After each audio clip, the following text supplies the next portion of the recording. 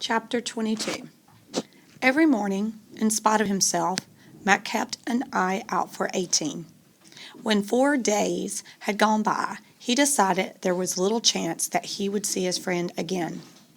Doubtless, the Indians had already left the village and were on their way north. So when he saw a teen coming through the woods with his dog at his heels, he ran across the clearing to meet him, not bothering to hide his relief and pleasure. "You think different?" 18 asked quickly. "You go with us?" Matt's eagerness died away. "No," he said unhappily. "Please try to understand, 18. I must wait for my father."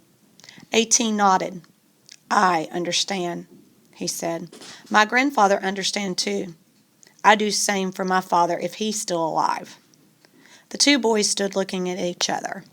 There was no amusement and no scorn in 18's eyes. How very strange, Matt thought. After all the brave deeds he had dreamed of to win this boy's respect, he had gained it at last just by doing nothing, just by staying here and refusing to leave. "My grandfather sent you gift," 18 said now. He unstrapped from his back a pair of snowshoes. They were new, the wood smooth and polished, the netting of deer hide woven in a neat design. Before Matt could find words, 18 went on. "My grandmother sent gift," he said. He took from his pouch a small birch basket of maple sugar. Late in the season like this, Matt knew sugar was scarce and dear to the Indians. "Thank you," he said. "Tell your grandmother that when you come back, I'll help gather more sap for her." 18 was silent. "Not come back," he said then. "In the spring, I mean, when the hunt is over." "Not come back," 18 repeated. "Not live in village again. Our people find new hunting ground." "But this is your home." My people, hunters,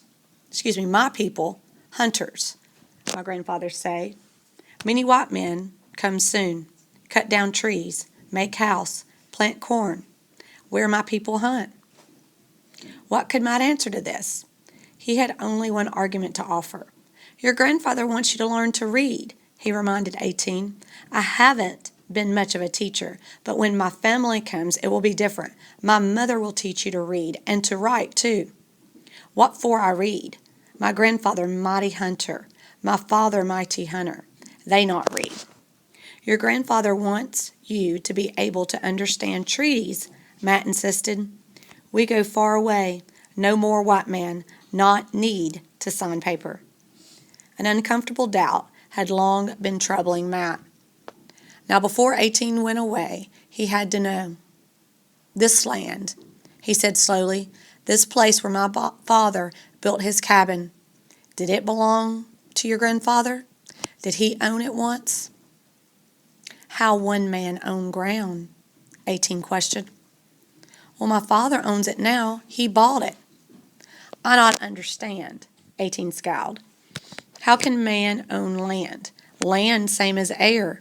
Land for all people to live on, for beaver and deer. Does deer own land?" How could you explain, Matt wondered, to someone who did not want to understand? Somewhere in the back of his mind there was a sudden suspicion that 18 was making sense and he was not. It was better not to talk about it. Instead, he asked, "Where will you go?" "My grandfather say much forest where sun go down. White man not come so far." To the west, Matt had heard his father talk about the west. There was good land there for the taking. Some of their neighbors in Quincy had chosen to go west instead of buying land in Maine. How could he tell 18 that there would be white men there too? Still, they said there was no end of land in the west. He reckoned there must be enough for both white men and Indians. Before he could think what to say, 18 spoke again. "I give you gift," he said. "Dog like you. I tell him stay with you."